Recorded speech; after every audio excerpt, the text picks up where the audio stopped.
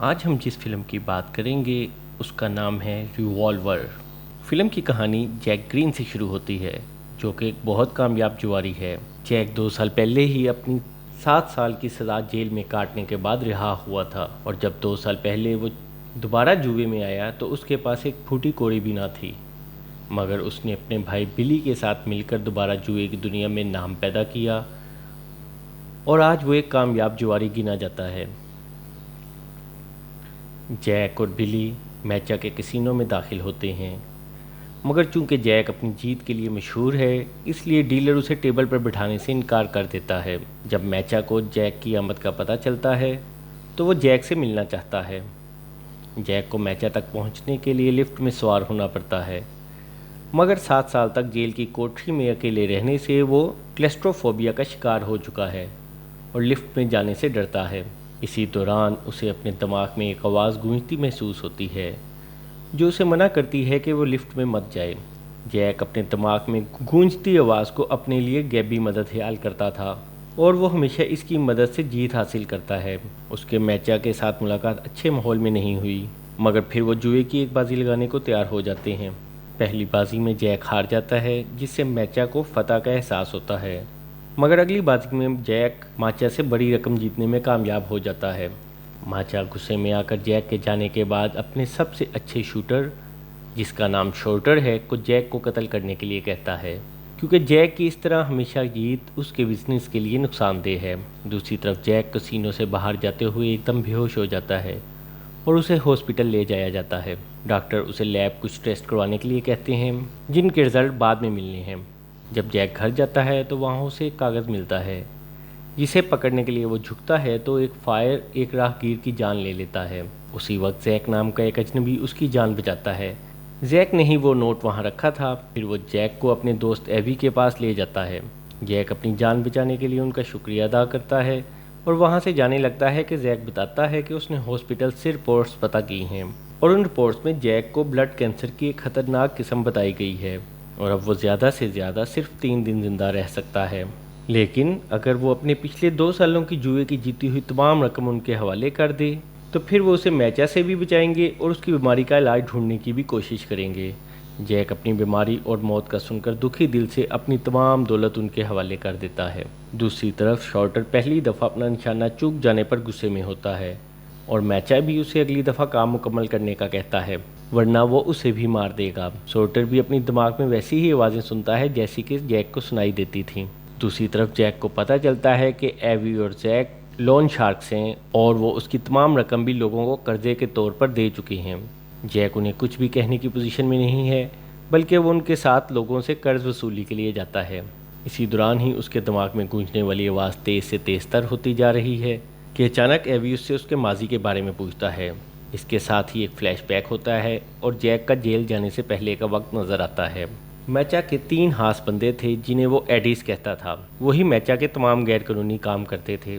Jack اس وقت ایک عام سا جواری تھا کہ ایک ایڈی نے اس سے میچا کی طرف سے کارڈ پلیئر بننے کے لیے کہا۔ جیک نے یہ آفر قبول کی اور گیم میں جیتنا شروع کر دیا، لیکن ہارنے والے سے ہار برداشت نہ ہوئی اور اس نے جیک کو برا بھلا کہا اور فائرنگ شروع کر دی۔ فائرنگ کے نتیجے میں میچا کے آدمی بھی مارے گئے اور پیسے کا نقصان بھی ہو گیا۔ اس کے بدلے میں ایڈی نے اس کے بھائی بلی کی بیوی کو مار دیا اور جیک کی بھتیجی کو بھی مارنے کی دھمکی دی۔ اس کے بعد جیک گرفتار ہو کر جیل چلا گیا۔ اب میچا ایک امیر مگر خطرناک بزنس مین سیم گولڈ کے ساتھ کاروباری ڈیل کر رہا ہے۔ سیم کو آج تک کسی نے نہیں دیکھا، کیونکہ وہ اپنی تمام ڈیل اپنی فرنٹ وومین لیلی واکر کے ذریعے کرتا ہے۔ لیلی نے میچا کو وارننگ دی کہ اگر اس نے ڈیل مکمل نہ کی یا سیم کو دھوکہ دینے کی کوشش کی تو اس کا انجام اچھا نہ ہوگا۔ ڈیل اصل میں ہیروئن کی ڈیلیوری کے سلسلے میں تھی، اور جیک کی نظر اصل میں اس ڈیل سے ہونے والے بڑے منافع پر تھی۔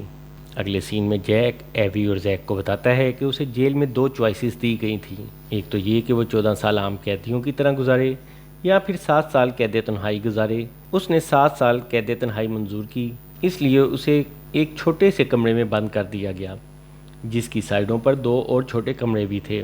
ایک کمرے میں ایک ٹرک آرٹسٹ قید تھا، جبکہ دوسرے میں شطرنج کا ایک ماسٹر قید تھا۔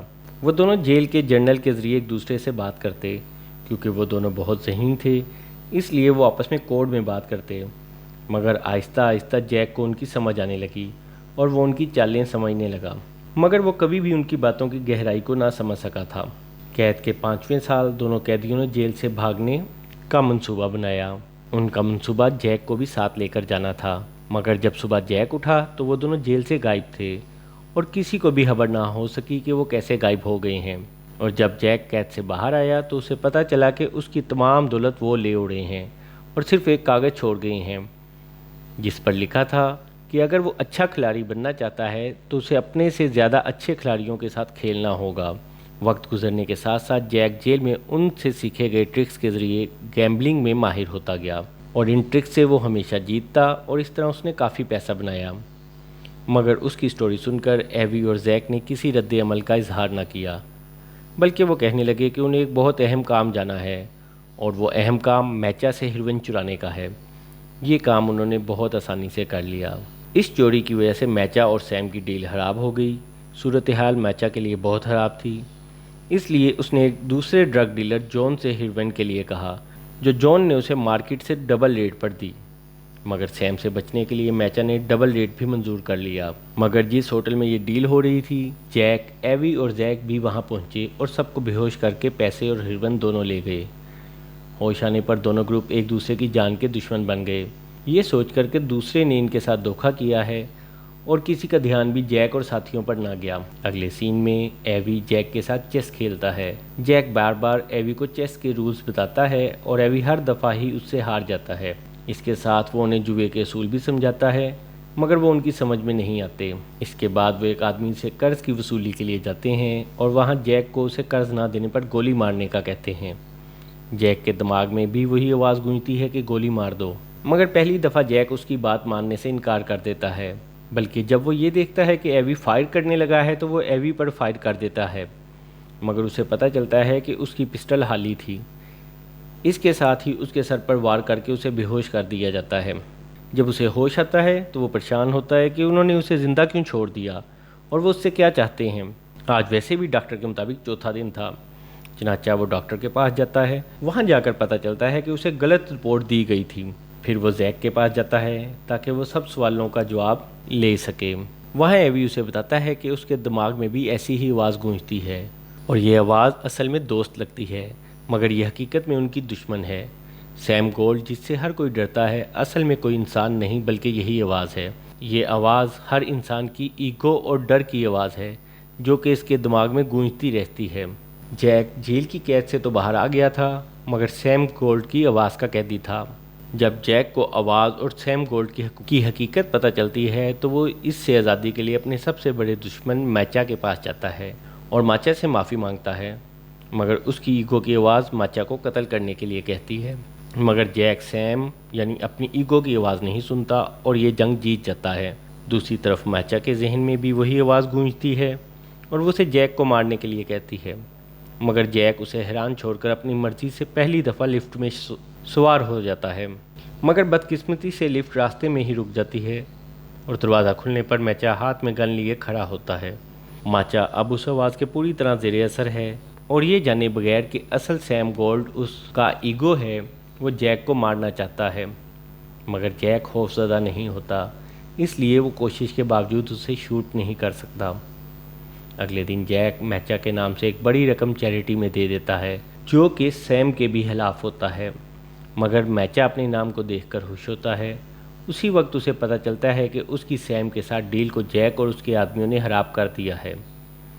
چنانچہ وہ اپنے آدمیوں کو جیک کے گھر بھیجتا ہے اور وہ جیک کے بھائی بل اور بھتیجی ریچل کو تشدد کا نشانہ بناتے ہیں، مگر اسی وقت سورٹر بھی اپنے ذہن میں موجود آواز پر قابو پا لیتا ہے اور میچا کے تمام آدمیوں کو مار دیتا ہے، مگر ایک آخری موجود آدمیوں سے شوٹ کر کے ریچل کو اٹھا لاتا ہے۔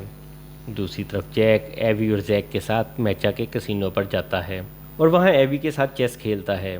اچانک اسے اندازہ ہوتا ہے کہ ایوی بہت اچھا پلیئر ہے اور وہ جب چاہے وہ جیک کو ہرا سکتا ہے، مگر وہ جان بوجھ کر جیک سے ہار رہا تھا۔ پھر وہ گہرائی میں جا کر سوچتا ہے تو اسے اندازہ ہوتا ہے کہ وہ دونوں اس کے جیل کے ساتھی ہی ہیں اور انہوں نے اسے دھوکہ نہیں دیا بلکہ اصل آزادی دلائی ہے، جو کہ جیل کی قید نہیں بلکہ ایگو کی قید تھی۔ پھر زیک اور ایوی بتاتے ہیں کہ کبھی وہ بھی سیم گولڈ کا شکار تھے، مگر پھر انہوں نے اپنی کمزوری پر قابو پا لیا اور اب وہ خود غرضی اور ایگو سے آزاد ہیں۔ آخری سین میں جیک میچا کے پاس جاتا ہے جس نے اس کی بھتیجی کو اغوا کیا ہوا ہے۔ جیک کے پاس وہ تمام ہیروئن ہوتی ہے جو کہ میچا کی تھی، وہ اسے واپس کر دیتا ہے۔ اس کے ساتھ ہی جیک اپنی بھتیجی کو موت کے منہ میں دیکھ کر بھی نہیں گھبراتا اور اس بات سے میچا مزید خوفزدہ ہو جاتا ہے کیونکہ اس آواز نے اس پر مکمل غلبہ پا لیا تھا۔ اسے اندازہ ہوتا ہے کہ اب سیم گولڈ ہیروئن ملنے کے باوجود اسے زندہ نہیں چھوڑے گا، چنانچہ وہ غصے اور مایوسی میں اپنے سر پر گن رکھ کر خود کو گولی مار لیتا ہے اور اس طرح سیم گولڈ جو کہ جیک سے ہار گیا تھا وہ میچا سے جیت جاتا ہے۔ امید ہے کہ آپ کو فلم پسند آئی ہوگی۔ لائک اور سبسکرائب کرنا نہ بھولیے گا۔